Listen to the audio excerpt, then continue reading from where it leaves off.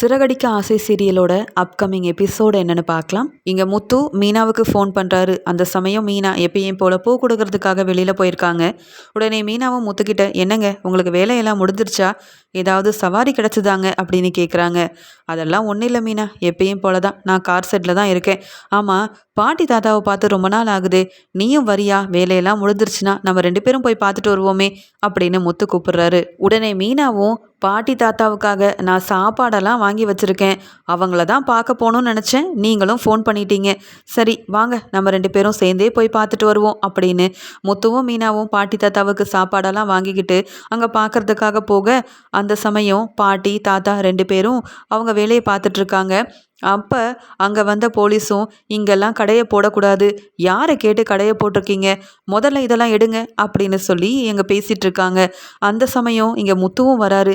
Sir என்ன sir பிரச்சனை, அவங்களுக்கே வயசாயிடுச்சு சார், எங்கே போகிறதுனே தெரியாமல் இந்த கடையை வச்சு தான் சார் அவங்க வாழ்ந்துட்டுருக்காங்க அப்படின்னு சொல்லும்போது, நீ யாருப்பா, நீ எதுக்கு இங்கே வந்து சப்போர்ட் பண்ணிகிட்டு இருக்க, அவங்க இங்கே கடை போடக்கூடாது அவ்வளவுதான், அது சொல்கிறதுக்காக தான் வந்தோமே தவிர்த்து நீ தேவையில்லாமல் சப்போர்ட் பண்ணிகிட்டு இருக்காதப்பா, நாங்கள் பிரச்சனை செய்ய வரல, இவங்க இங்கே கடை போடக்கூடாதுன்னு சொல்ல தான் வந்திருக்கோம், நீ எதுக்கு இதில் தலையிடுற அப்படின்னு கேட்குறாங்க.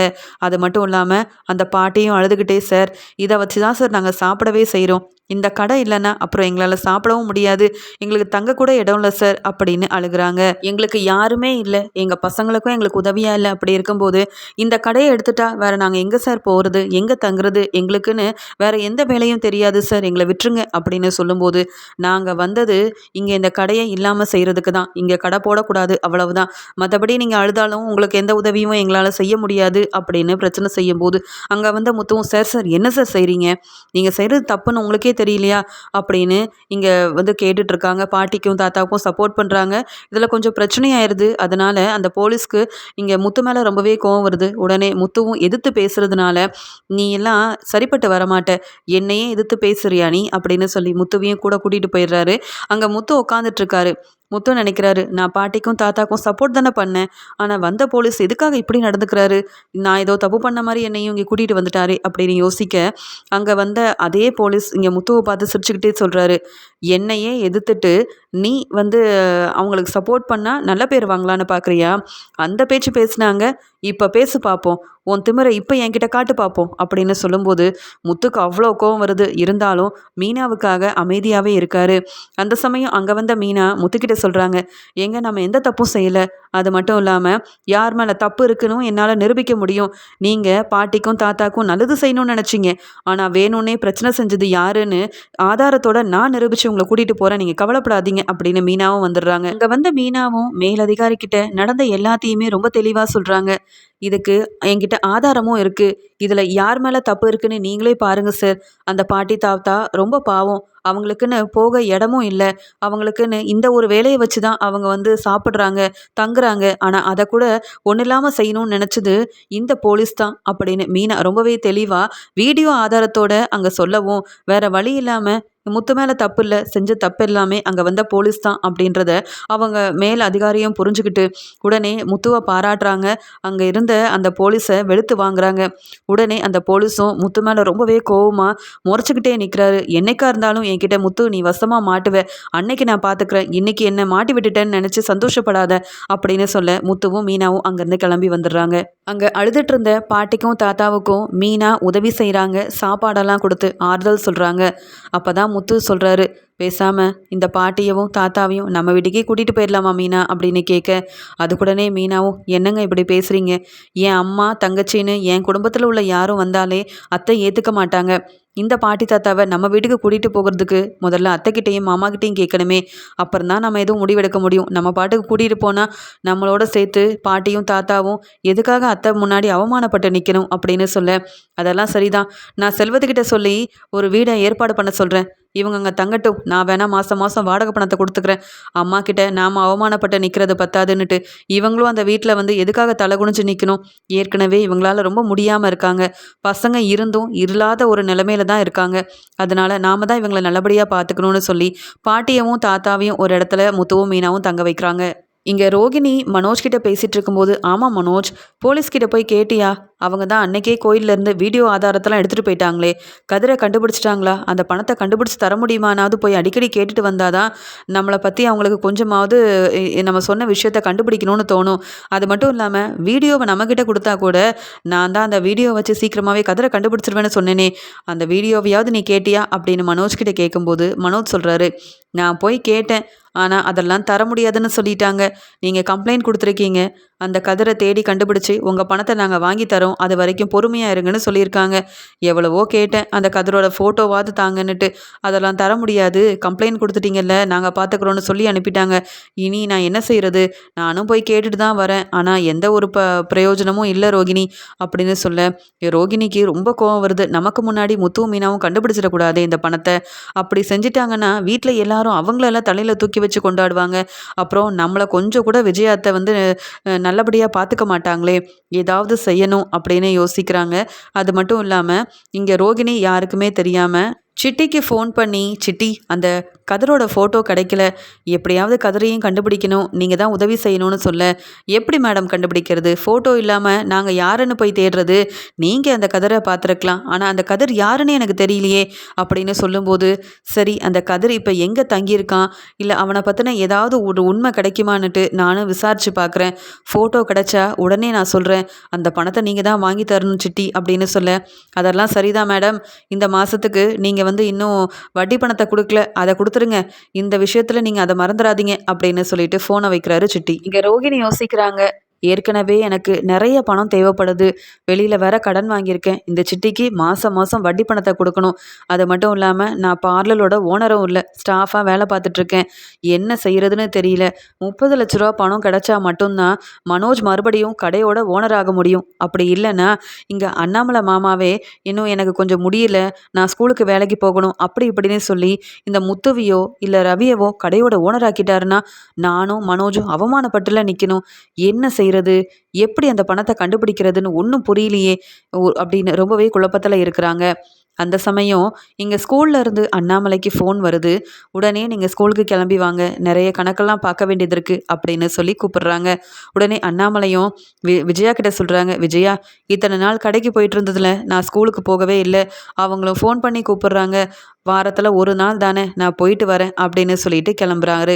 இதை பார்த்து முத்து சொல்கிறாரு, அப்பா கடையிலையும் வேலை பார்க்குறீங்க, அது மட்டும் இல்லாமல் ஒரு நாள் தவறாமல் கடைக்கு போயிட்டுருக்கீங்க, இப்போ ஸ்கூலுக்கெல்லாம் போகணுமாப்பா, ஸ்கூலும் பக்கத்தில் இல்லை ரொம்ப தூரத்துலப்பா இருக்குது, அங்கே போகிறத விட்டுட்டு மனோஜோட கடையை நீங்கள் பார்த்துக்கோங்கப்பா, அதுவே போதும், இப்படி நீங்கள் வேலைக்கெல்லாம் போய் கஷ்டப்பட்டு மறுபடியும் சம்பாதிச்சு கொடுக்கணும்னு எந்த ஒரு அவசியமும் இல்லை, நீங்கள் இப்போ ஒரு கடையோட ஓனராக இருக்கீங்க, அதை பார்க்கும்போது சந்தோஷமாக இருக்குது, ஏன்பா வேலைக்கெல்லாம் போகணும், வேண்டாம்ப்பா அப்படின்னு சொல்கிறாரு முத்து.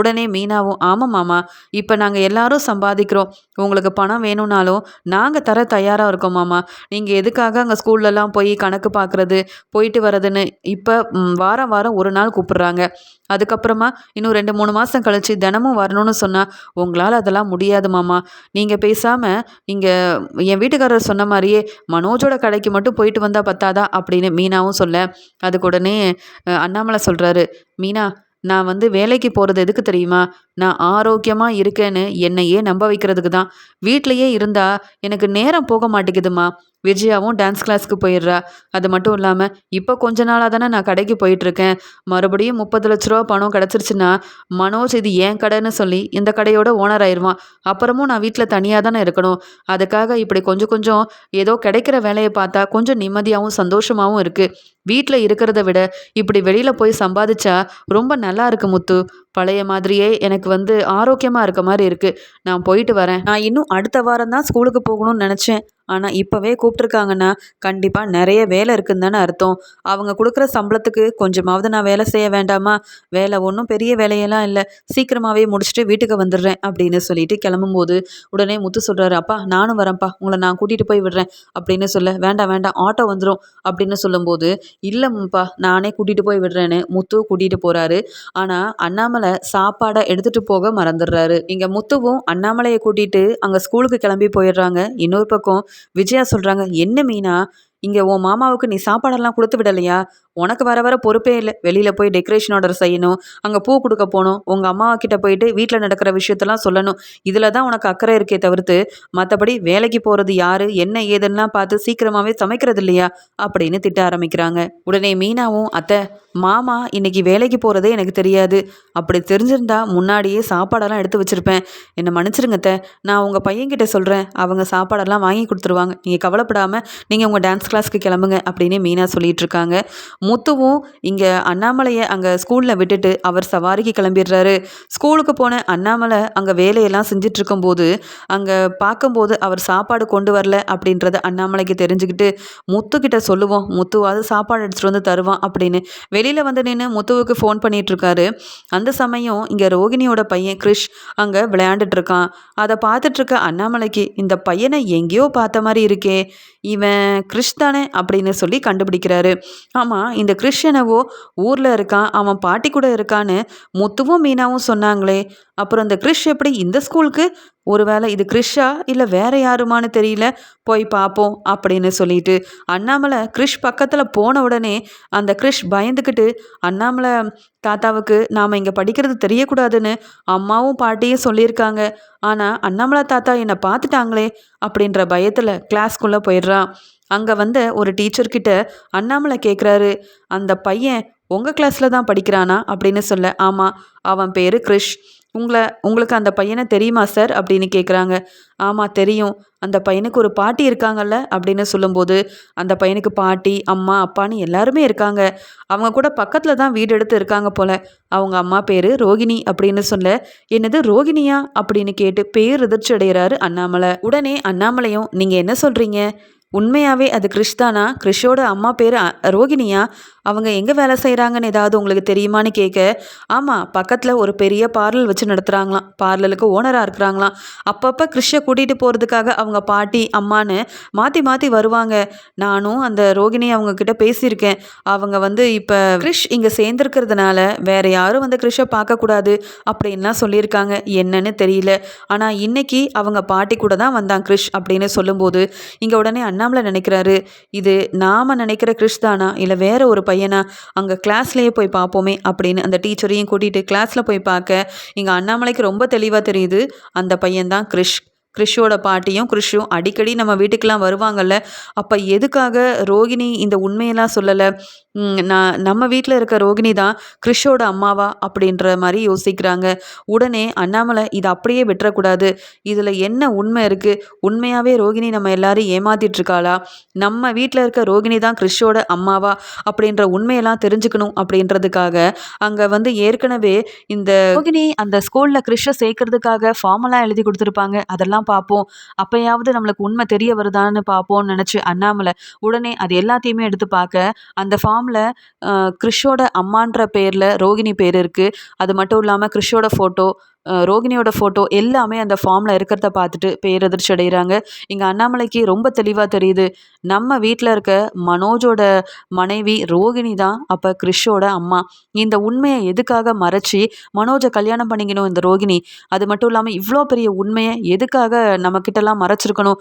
ஒருவேளை இது எல்லாமே விஜயாவுக்கு தெரிஞ்சிருக்குமா? விஜயாவும் சேர்ந்து தான் இப்படியெல்லாம் உண்மையை மறைச்சிட்டு இருக்காளா? ஒன்றுமே புரியலையே அப்படின்னு உண்மையை தெரிஞ்சுக்கிட்டு ரொம்பவே குழப்பத்தில் இருக்கிறாரு அண்ணாமலை. உடனே கிரிஷை கூப்பிட்டு பேசுகிறாரு.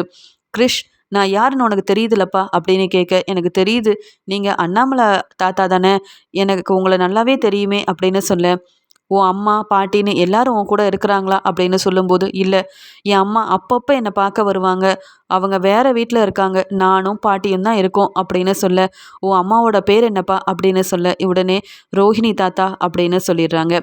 அப்போ என் வீட்டில் இருக்க ரோகிணி தான் உன்னுடைய அம்மாவா கிரிஷ்? உண்மையை சொல்லு, நீயும் உண்மையை மறைக்காத, அப்போ தான் உனக்கு ஏதாவது ஒரு நல்லது செய்ய முடியும் கிரிஷ் அப்படின்னு கண் கலங்கிக்கிட்டே அண்ணாமலை கேட்க, உடனே கிரிஷும், ஆமாம் உங்கள் வீட்டில் இருக்க ரோகிணி தான் என்னுடைய அம்மா, அப்பப்போ என்னை பார்க்க வருவாங்க, எனக்கு தேவையானதெல்லாம் வாங்கி கொடுப்பாங்க, சீக்கிரமாகவே உங்கள் வீட்டுக்கு என்னை கூட்டிகிட்டு போகிறேன்னு சொல்லியிருக்காங்க.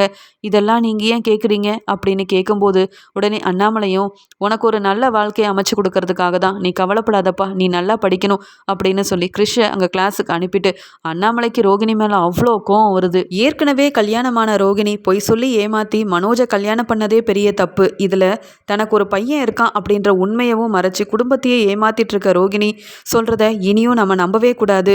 கிறிஷும் அந்த ரோகிணியை பற்றின உண்மையை சொல்லிட்டான். நம்மக்கிட்ட இப்போ ஆதாரமும் இருக்குது. இந்த ரோகிணியே வந்து கிறிஷை இந்த ஸ்கூலில் சேர்த்து விட்டுருக்கா. அது மட்டும் இல்லாமல் இந்த ஃபார்மில் அம்மான்ற இடத்துல ரோகிணி தான் பேரை எழுதியிருக்கா. அது மட்டும் இல்லாமல் இங்கே உள்ளவங்களும் ரோகிணியை பற்றி தானே சொல்லிகிட்டு இருக்காங்க. இவ்வளோ உண்மையும் நம்ம தெரிஞ்சதுக்கு அப்புறமாவும் இதை வீட்டில் போய் சொல்லாமல் இருந்தால் சரிப்பட்டு வராது. இன்னும் ரோகிணி விஜயாவை ஏமாத்திட்டு இருக்கா. அதை நம்ம கண்டிப்பாக விஜயாவுக்கு புரிய வச்சே ஆகணும் அப்படின்னு கோவத்திலேயே அங்கே ஸ்கூலில் இருந்த எல்லா வேலையவும் ரொம்பவே சீக்கிரமாக முடிக்கிறாரு அண்ணாமலை. அண்ணாமலை மத்தியானம் சாப்பிடாததை கூட நினைக்காம இங்கே சாப்பாடு எடுத்துகிட்டு வரவும் சொல்லாமல் உண்மை தெரிஞ்சதால் கண் கலங்கிக்கிட்டே என் பையன் மனோஜோட வாழ்க்கை இப்படி ஆனதுக்கு காரணம் ஒரு பக்கம் ரோகிணினா, இன்னொரு பக்கம் அந்த விஜயால இப்படியெல்லாம் செஞ்சுருக்கா அப்படின்னு ரொம்ப கோவத்தில் இருக்கிறாரு. அது மட்டும் இல்லாமல் இங்கே உண்மை தெரிஞ்சு அண்ணாமலை முத்துவுக்கு ஃபோன் பண்ணுறாரு. முத்து, நீ கொஞ்சம் ஸ்கூல் வரைக்கும் வாயேன், நான் வீட்டுக்கு வரணும் அப்படின்னு சொல்ல. என்னப்பா எதுவும் முடியலையான்னு கேட்க. அதெல்லாம் ஒன்றும் இல்லை, நீ வா, நான் வேலையெல்லாம் முடிச்சிட்டேன் அப்படின்னு சொல்லும்போது, சரிப்பா, ஒரு சவாரிக்கு போகிறேன், முடிச்சுட்டு அப்படியே உங்களை கூப்பிட வந்துடுறேன் அப்படின்னு முத்துவும் தன்னுடைய வேலையெல்லாம் முடிச்சுட்டு அண்ணாமலையை கூப்பிட்டுட்டு அப்படியே வீட்டுக்கு வராரு. வீட்டுக்கு வந்த அண்ணாமலை ரொம்பவே சோகமாக இருக்கிறத விஜயா கவனிக்கிறாங்க. உடனே விஜயா கேட்குறாங்க, என்னங்க ரொம்ப சீக்கிரமாக வீட்டுக்கு வந்துட்டீங்க, வேலையெல்லாம் முடிஞ்சிருச்சாங்கன்னு கேட்க. ஆமாம், வேலையெல்லாம் முடிச்சிட்டேன் அப்படின்னு சொல்ல. ஆமாம், இந்த மீனா இன்னைக்கு உங்களுக்கு சாப்பாடே கொடுத்து அனுப்பல பாருங்க, நீங்கள் ஏதாவது சாப்பிட்டீங்களா? மீனாவுக்கு வர வர பொறுப்பே இல்லைங்க, அக்கறையே இல்லை அப்படின்னு மீனாவை திட்டிக்கிட்டே இருக்கிறாங்க விஜயா. இதை கேட்டுட்டு அண்ணாமலை சொல்கிறாங்க, மீனாவுக்கெல்லாம் பொறுப்பு இருக்குது, முதல்ல உனக்கு பொறுப்பு இருக்கான்னு பாரு. மனோஜுக்கு ரோகிணியை கல்யாணம் பண்ணி வச்சியே, கல்யாணத்துக்கு முன்னாடியே ரோஹிணியை பற்றி கொஞ்சமாவது விசாரிச்சியா? உண்மையாகவே ரோகிணி பணக்கார வீட்டு பொண்ணு தானா? ரோஹிணிக்கு அப்பா மலேசியா மாமான்னு இருக்கிறது உங்க எல்லாமே உண்மைதானான்னு நீ கண்டுபிடிச்சியா? எனக்கு என்னவோ ரொம்ப சந்தேகமாக இருக்குது அப்படின்னு சொல்ல. என்னங்க வந்ததும் வராததுமா ரோஹிணியை பற்றி அந்த முத்து மாதிரியே பேச ஆரம்பிச்சிட்டிங்க, என்ன இப்படி திடீர்னு சந்தேகப்படுறீங்க அப்படின்னு கேட்க. இன்னைக்கு என் ஸ்கூலில் அந்த கிறிஷ் படிக்கிறத நான் பார்த்தேன். யாருன்னு தெரியுதா உனக்கு? இங்கே முத்துவும் மீனாவும் ஒரு சின்ன பையனையும் அந்த பையனோட பாட்டியவும் அடிக்கடி நம்ம வீட்டுக்கு கூட்டிகிட்டு வருவாங்கல்ல, அந்த பையன் கிறிஷ் என் ஸ்கூலில் தான் படிக்கிறான். அதை பற்றி தான் யோசிக்கிறேன் அப்படின்னு சொல்ல. அந்த பையன் எங்கே படித்தா உங்களுக்கு என்ன? அவனுக்கும் நம்மளுக்கும் என்னங்க சம்மந்தம் இருக்குது? அவங்க பாட்டி அந்த பையனை எங்கே வேணாலும் படிக்க வைக்கலாம். இதை பற்றி நீங்கள் எங்கே யோசிக்கிறீங்க? அதுக்கும் இங்கே ரோஹிணியை பற்றி நீங்கள் கேள்வி கேட்குறதுக்கும் என்னங்க இருக்குது அப்படின்னு விஜயா கேட்கும்போது, ரோகிணியை பற்றின எல்லா உண்மையும் உனக்கு தெரியுமா விஜயா? இல்லை ஏதாவது உண்மையை என்கிட்ட மறைக்கிறியா அப்படின்னு கேட்க. இல்லைங்க, ரோகிணியோட அப்பா மாமான்னு இருக்கிறாங்க, இப்போ அவங்க அப்பா இல்லைன்னு தெரியும், ஆனால் மற்றபடி பெருசாக நான் எதுவும் விசாரிக்கல. மலேசியாவுக்கு போனால் ரோகிணியோட சொத்து எவ்வளோ இருக்குது? உண்மையாகவே ரோகிணியோட அப்பா பெரிய பிஸ்னஸ் மேன் தானா? எங்கெல்லாம் ரோகிணிக்கு வீடு இருக்குது? எல்லாத்தையும் கண்டுபிடிச்சி பார்த்துட்டு வரலான்னு பார்த்தேன், ஆனால் அதுவும் நடக்காமல் போயிடுச்சேங்க அப்படின்னு சொல்லும்போது இங்கே அண்ணாமலை ரொம்ப கோபமாக சொல்கிறாரு, உனக்கு எப்பயுமே பணம் தான் முக்கியமா? பணம் பணம்னு சொத்தை பற்றி மட்டும் பேசுகிறியே தவிர்த்து ரோகிணி ஏற்கனவே கல்யாணமான உண்மை உனக்கு தெரியுமா தெரியாதா அப்படின்னு கேட்க. இதை கேட்ட விஜயா ரொம்பவே பேரதிர்ச்சி அடைகிறாங்க. என்னங்க சொல்கிறீங்க? ரோகிணிக்கு கல்யாணம் ஆயிடுச்சா? யாருங்க சொன்னது? நீங்கள் யாரோ தப்பாக உங்களுக்கு ரோகிணியை பற்றி சொல்லியிருக்காங்க, அதெல்லாம் கேட்டுக்கிட்டு இங்கே வந்து ரோகிணியை பற்றி தப்பு தப்பாக பேசுகிறீங்களா அப்படின்னு சொல்ல. நான் யாரை பற்றியும் தப்பாக பேச வேண்டிய அவசியம் இல்லை, ஆதாரத்தோடு தான் வந்திருக்கேன். முதல்ல மனோஜையும் ரோகிணியவும் கூப்பிடு, என்ன ஏதுன்னு நான் கேட்கணும் அப்படின்னு சொல்கிறாரு. இங்கே விஜயாவுக்கு ஒன்றுமே புரியல. அண்ணாமலை இவ்வளோ கோவமாக இருந்ததே இல்லையே அப்படின்னு நினச்சிட்டு, மனோஜே இங்கே ரோஹிணியை கூட்டிகிட்டு வெளியில் வா, உங்கள் அப்பா ஏதோ பேசணுமா அப்படின்னு விஜயா சொல்கிறாங்க. அங்கே இருந்த முத்துவும் மீனாவும் என்ன நடக்குது அப்படின்ற மாதிரி பார்க்குறாங்க. இங்கே அண்ணாமலை மனோஜ் கிட்ட சொல்கிறாங்க, மனோஜ், ரோகிணிக்கு ஏற்கனவே கல்யாணம் ஆயிருக்கு, இது உனக்கு தெரியுமா அப்படின்னு கேட்க. திருன்னு முழிச்சுக்கிட்டே ரோகிணி, என்னது நமக்கு கல்யாணமானது அண்ணாமலை மாமாவுக்கு எப்படி தெரியும் அப்படின்ற மாதிரி பார்க்க. அப்பா என்னப்பா சொல்கிறீங்க? அதெல்லாம் ஒன்றும் இல்லைப்பா. யார் இந்த முத்துவும் மீனாவும் எதுவும் சொல்லி கொடுத்தாங்களா? அதெல்லாம் ஒன்றும் இல்லைப்பா, நீங்கள் தப்பு தப்பாக சொல்கிறீங்க. ரோகிணிக்கு ஏன் கூட தானேப்பா கல்யாணம் ஆயிருக்கு, என்னப்பா பேசுகிறீங்க அப்படின்னு மனோஜும் கேட்குறாரு. அதுக்கு உடனே இங்கே எதுவுமே பேசாமல் அண்ணாமலை ரோகிணி பக்கத்தில் போயிட்டு கேட்குறாரு, நான் என்ன சொன்னாலும் இவங்களுக்கெல்லாம் புரியாது, ஆனால் உனக்கு புரியும். ஏன் ஸ்கூலில் படிக்கிறது உன் பையன் கிறிஷ் தானே? கிறிஷோட அம்மா நீ தானே ரோகிணி அப்படின்னு கேட்க. இங்கே பதில் பேசாமல் மனோஜை மெதுவாக பார்க்குறாங்க ரோகிணி. பதில் சொல்லு, நீ தான் கிறிஷை ஸ்கூலில் சேர்த்துருக்க, கிறிஷோட அம்மா நீதான்னு அங்கே வேலை பார்க்குற எல்லா டீச்சருமே சொல்கிறாங்க. அது மட்டும் இல்லாமல் உன் பையன் கிறிஷை கூப்பிட்டு நான் விசாரித்தேன். நீ என்னெல்லாம் செஞ்சுருக்கன்றது எனக்கு தெரிய வந்திருக்கு. மனோஜை கல்யாணம் முடிக்கிறதுக்கு முன்னாடி ஏற்கனவே உனக்கு கல்யாணம் ஆயிருக்கு, ஒரு பையன் இருந்திருக்கான். இந்த உண்மையெல்லாம் மறைச்சி எதுக்காக மனோஜை கல்யாணம் பண்ண, இந்த வீட்டுக்கு மருமகளாகணும்னு ஆசைப்பட்ட? எவ்வளோ பொய்யை தான் சொல்லி இன்னும் ஏமாத்துவ? இந்த விஷயம் உனக்கு மட்டும்தான் தெரியுமா, இல்லை விஜயா கிட்ட சொல்லி தான் மனோஜை கல்யாணம் பண்ணியா அப்படின்னு ஒவ்வொரு கேள்வியாக ரோகிணியை கேட்க ஆரம்பிக்கிறாரு அண்ணாமலை. உடனே ரோகிணி பதில் பேசாமல் அழ ஆரம்பிக்கிறாங்க. அப்போ மாமா இன்னைக்கு ஸ்கூலுக்கு போனப்போ கிறிஷை பார்த்துருக்காங்க. என் பையன் கிறிஷ் என்னையே மாட்டி விட்டுட்டான் போலையே, எல்லாமே விசாரிச்சுட்டு தான் வந்திருக்காங்க, அதனால தான் ரொம்ப தெளிவாக கேள்வி கேட்டுட்டு இருக்காங்க அப்படின்னு பதில் பேசாமல் இருக்க முத்து மெதுவாக அண்ணாமலை கிட்ட போயிட்டு, அப்பா என்னப்பா சொல்ல வரீங்க அப்படின்னு சொல்ல, இதை பாரு அப்படின்னு அந்த ஃபார்மெல்லாம் எடுத்து காமிக்கும்போது கிறிஷ் ஃபோட்டோ பக்கத்தில் ரோகிணியோட ஃபோட்டோவும் இருக்குது. அதில் எழுதியிருக்க எல்லாத்தையுமே முத்து பார்க்குறாரு. தெள்ள தெளிவாக தெரியுது ரோகிணி தான் கிறிஷோட அம்மான்ற விஷயம். அதனால் முத்துவும், பார்லலம்மா என்ன இது, நீங்கள் ஏதோ ஒரு உண்மையை மறைக்கிறீங்கன்னு சந்தேகப்பட்டேன், ஆனால் இவ்வளோ பெரிய உண்மையை மறைச்சிருக்கிறீங்களா அப்படின்னு அண்ணாமலை அங்கேருந்து கொண்டு வந்த எல்லா ஆதாரத்தையும் மனோஜ் கிட்ட மட்டும் இல்லாமல் விஜயா கிட்டேயும் காமிக்கிறாங்க. இதெல்லாம் பார்த்துட்டு விஜயா ரொம்பவே பேரதிர்ச்சி அடைகிறாங்க. அது மட்டும் இல்லாமல் இங்கே முறைச்சிக்கிட்டே ரோஹிணி கிட்ட கேள்வி கேட்குறாங்க. என்ன ரோகிணி இது, அந்த கிறிஷ் ஓம் பையனா, நீ தான் அவனை ஸ்கூலில் சேர்த்துருக்கிறியா? அப்போ நம்ம வீட்டுக்கு வரப்பெல்லாம் அவங்கெல்லாம் யாருன்னே தெரியாத மாதிரி நடிச்சிட்டு இருந்தியா அப்படின்னு கேட்க மீனா சொல்கிறாங்க, என்னங்க இப்படி ஏமாத்திருக்கீங்க, உங்களுக்கு ஏற்கனவே கல்யாணம் ஆயிடுச்சா? கிறிஷை இப்படி விட்டுட்டு கிறிஷ் உங்களோட பையனே சொல்லாமல் இது எல்லாத்தையுமே மறைச்சி நீங்கள் கிறிஷையும் ஏமாத்திருக்கீங்க. அவன் வாழ்க்கையை பற்றி யோசிக்காமல் நீங்கள் சந்தோஷமாக இருக்கணும்னு மனோஜை கல்யாணம் பண்ணியிருக்கீங்க. அப்போ நீங்கள் பணக்கார வீட்டு பொண்ணெல்லாம் இல்லை, மலேசியா மாமான்னு வந்தாரே அவர் அப்போ உங்கள் மாமாவும் இல்லை, நீங்கள் சொன்னது எல்லாமே பொய் தானே? விஜயாத்தை எங்கே உங்கள் சொத்தை பற்றி கேட்டுருவாங்களோன்றதுக்காக, உங்களை பற்றின உண்மை வெளியில் வரக்கூடாதுன்றதுக்காகவும் இப்படி ஒவ்வொருத்தரையாக வீட்டுக்கு வர வச்சு பொய்க்கு மேலே போய் சொல்லிட்டு இருந்துருக்குறீங்க. ஏன் ரோகிணி இப்படிலாம் செஞ்சீங்க? நல்லா படிச்சிருக்கீங்க, ஒரு பார்லரோட ஓனராக இருக்கீங்க, ஆனால் குடும்பத்தையே ஏமாத்திட்டு இருந்திருக்கீங்க. உங்களை போய் நம்பிக்கிட்டு விஜயாத்தை தலையில் தூக்கி வச்சு கொண்டாடினாங்களே, இப்போ உண்மை தெரிஞ்சு அவங்க என்ன முடிவெடுக்க போகிறாங்கன்னு தெரியலையே அப்படின்னு மீனாவும் இங்கே ரோகிணியை மட்டும் இல்லை விஜயாவையும் கேள்வி கேட்டு திட்டுற மாதிரி திட்டுறாங்க. ஆனால் அண்ணாமலைக்கு கோவம் தாங்கலை. இந்த ரோகிணி நம்ம குடும்பத்தை ஏமாத்தினது மட்டும் இல்லாமல் மலேசியாவுக்கு நம்ம எல்லாரும் கிளம்பி போகணும்னு சொன்ன உடனே மலேசியா மாமாவே வந்துட்டாரு, அவர் மூலமாக ஏதோ அப்பாவுக்கு பெரிய பிரச்சனை, அப்பாவே இல்லைன்னு எவ்வளோ பெரிய உண்மையெல்லாம் மறைச்சி பொய் சொல்ல வச்சுருக்கா. இவளெல்லாம் இன்னும் நம்பிட்டு இருந்தா சரிப்பட்டு வராது, இனி இந்த ரோகிணி இந்த வீட்டில் இருக்கக்கூடாது அப்படின்னு அண்ணாமலை சொல்கிறாரு.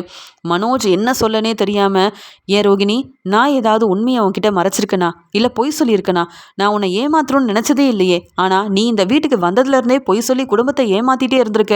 அது மட்டும் இல்லாமல் என் வாழ்க்கையும் ஒன்றும் இல்லாமல் செஞ்சுட்டியே, எதுக்காக இப்படி செஞ்ச? உனக்கு தான் ஏற்கனவே கல்யாணம் ஆயிருக்கே, அப்புறம் எதுக்காக இந்த உண்மையெல்லாம் மறைச்சு கல்யாணம் பண்ண அப்படின்னு சொல்லி கேள்வி கேட்டு கண் கலங்குறாரு. ரோகிணியை வெளுத்து வாங்குறாரு அண்ணாமலை. ரோகிணி பதில் பேசாமல் நிற்கிறத பார்த்துட்டு இருந்த கோவத்தில் எல்லாரும் முன்னாடியும் ரோகிணியை பலார்னு வெளுத்து வாங்குறாரு அண்ணாமலை. இப்போ சொல்கிற ரோகிணி, குடும்பத்தை ஏமாத்தின உனக்கு இந்த வீட்டில் இடம் இல்லை. உனக்கு ஒரு குடும்பம், ஒரு பையன் இருக்கும்போது இப்படி அவங்களையும் ஏமாற்றி எங்கள் வீட்டில் உள்ளவங்களையும் ஏமாத்திருக்கேன்னா இனியும் நீ சொல்கிறதெல்லாம் என்னால் நம்ப முடியாது. பாத்தியா விஜயா, நீ மனோஜோட கல்யாணத்துக்கு முன்னாடி பணம் தான் வேணும், பெரிய பணக்கார வீட்டு பொண்ணை தான் கல்யாணம் பண்ணி வைக்கணுன்ற ஆசையில் ரோகிணியை பற்றி விசாரிக்காமல் இருந்த இந்த ரோகிணி என்னெல்லாம் செஞ்சுருக்கான்னு பாரு. இப்போ ஸ்கூலில் கிறிஷை பார்க்க போய் தான் இந்த உண்மையே தெரிய வந்தது. நான் எல்லார்கிட்டையும் விசாரித்து தெளிவாக தான் இங்கே ஆதாரத்தோட வீட்டுக்கே வந்தேன். இந்த ரோஹிணி மறுபடியும் பொய் சொல்லி ஏமாத்தினா என்ன செய்யறது? ஆதாரம் இருந்தால் தானே அவள் சொல்கிறது எல்லாமே பொய்ன்னு உங்கள் எல்லாருக்கும் நிரூபிக்க முடியும். அதனால தான் நான் ஆதாரத்தோட வந்தேன். என்ன ரோகிணி, பதில் பேச முடியலல்ல? ஏதாவது பொய் சொல்லி நீ சமாளிச்சா உங்கள் அத்தை விஜயா நம்பலாம், நாங்கள் யாரும் நம்ப மாட்டோம். இப்போவே இந்த வீட்டிலேருந்து நீ கிளம்பி ஆகணும். இந்த வீட்டுக்கு நீ மருமகளா இல்லை, நீ எந்த ஒரு விதத்துலேயும் உரிமையே உனக்கு கிடையாது. உன்னை எவ்வளோ நல்லபடியாக விஜயா பார்த்துக்கிட்டான், ஆனால் விஜயாவையே ஏமாத்திட்டல. விஜயா, உன் மருமக ரோகிணியை இப்போவே வீட்டை விட்டு போக சொல்லு அப்படின்னு அண்ணாமலை ரொம்பவே கோவமாக ரோகிணியை வெளுத்து வாங்கி வீட்டை விட்டு வெளியில் போக சொல்கிறாரு. உடனே முத்துவும், சரியான முடிவெடுத்திருக்கீங்கப்பா, இல்லாத அப்பா இருக்கிறாருன்னு சொல்லி பொய் சொல்லி, அதுவும் பணக்கார வீட்டு பொண்ணாக இருந்தால் தான் இங்கே அம்மா மதிப்பாங்க, மரியாதை கொடுப்பாங்க, வீட்டில் உள்ளவங்க எல்லாரும் தலையில் தூக்கி வச்சு கொண்டாடுவாங்கன்னு இந்த பார்லலம்மா உண்மை எல்லாத்தையும் மறைச்சி பொய்யை மட்டும்தான் சொல்லியிருக்காங்க. அந்த கிறிஷ் எவ்வளோ பாவம், அம்மான்ற பாசமே இல்லாமல் இவங்கள கொஞ்ச நாளைக்கு அத்தனை வேற கூப்பிட்டுட்டு இருந்தான்ப்பா. இப்படி தன்னுடைய சொந்த பையனையே அம்மானை கூட கூப்பிட விடாமல் இந்த கிறிஷுக்கு எவ்வளோ மனசு வேதனைப்படுத்தியிருப்பாங்க தெரியுமா? இப்போ தான் அவன் அம்மா யாருன்னே தெரிஞ்சுக்கிட்டான். அதனால தான் கிறிஷுக்கு ஒரு நல்ல வாழ்க்கையை கொடுக்கணும்னு மீனாவும் நானும் அவனை வீட்டுக்கு கூட்டிகிட்டு வந்து வளர்க்கணும்னு நினச்சோம். ஆனால் அதையும் ஒன்றும் இல்லாமல் செஞ்சாங்க இந்த பார்லலம்மா. உங்கள் பையனை உங்களால் ஒழுங்காக பார்த்துக்க முடியாது, அப்புறம் எப்படி இந்த வீட்டுக்கு நல்ல மருமகளாக இருப்பீங்க நீங்கள்? பொய் சொல்லி ஏமாத்துன நீங்கள் இந்த வீட்டில் இருக்கவே கூடாது பார்லலம்மா அப்படின்னு கிறிஷோட நிலைமையை புரிஞ்சுக்கிட்டு கிறிஷுக்கு சப்போர்ட் பண்ணி பேசுகிற முத்து இங்கே கிறிஷையும் ஏமாற்றி நம்ம குடும்பத்தையும் ஏமாத்தின இந்த ரோகிணி இந்த வீட்டுக்கு மூத்த மருமகளாக இருக்க தகுதியே இல்லாதவங்க, நம்ம குடும்பத்தையே ஏமாத்தின ரோகிணி இந்த வீட்டில் இருக்கவே கூடாது அப்படின்னு அண்ணாமலை மட்டும் இல்லாமல் முத்துவும் முடிவெடுக்கிறாரு. உண்மையை தெரிஞ்சுக்கிட்ட அண்ணாமலை ரோகிணியை வெளுத்து வாங்கி வீட்டை விட்டு வெளியில் போக சொன்னதால் இப்படி அண்ணாமலை மாமா மூலமாகவே உண்மையெல்லாம் தெரிய வரும். என் பையன் கிறிஷே என்னை பற்றின உண்மையை இப்படி அண்ணாமலை மாமா கிட்ட சொல்லி மாட்டி விடுவான்னு தெரியாமல் போச்சே, நான் இப்போ வசமாக மாட்டிக்கிட்டேன், எல்லாரும் என்னை திட்டுறாங்க, அவமானப்படுத்துகிறாங்க, வீட்டை விட்டு போக சொல்கிறாங்களே, என்ன செய்ய அப்படின்னு சொல்லி அழுதுகிட்டே பதில் பேசாமல் நிற்கிறாங்க ரோகிணி. உண்மை எல்லாத்தையும் தெரிஞ்சுக்கிட்ட விஜயா யோசிக்கிறாங்க, இந்த ரோகிணி பெரிய பணக்கார வீட்டு பொண்ணும் கிடையாது, இதில் ரோகிணிக்கு ஏற்கனவே கல்யாணமாகி கிறிஷ்ன்ற பையன் வேற இருக்கான், இதெல்லாம் நான் சரியாக விசாரிக்காமல் மனோஜோட வாழ்க்கையை ஒன்றும் இல்லாமல் செஞ்சுட்டேன், இந்த ரோகிணியை நம்பி நம்பி நான் ஏமாந்து போய் நின்றுட்டேனே, இப்படி அவமானப்பட்டு நிற்க வச்சிட்டாலே இந்த ரோகிணி, இப்போ என் பையனோட வாழ்க்கைக்கு இந்த ரோகிணி என்ன பதில் சொல்ல போகிறா? நானே இங்கே மனோஜோட வாழ்க்கையை ஒன்றும் இல்லாமல் செஞ்சுட்டேன் அப்படின்னு ரோகிணியை பற்றின உண்மை தெரிஞ்ச விஜயா ஒரு பக்கம் கோபமாக இருந்தாலும் இன்னொரு பக்கம் மனோஜோட வாழ்க்கையை நினச்சி கண் கலங்கி போய் நிற்கிறாங்க.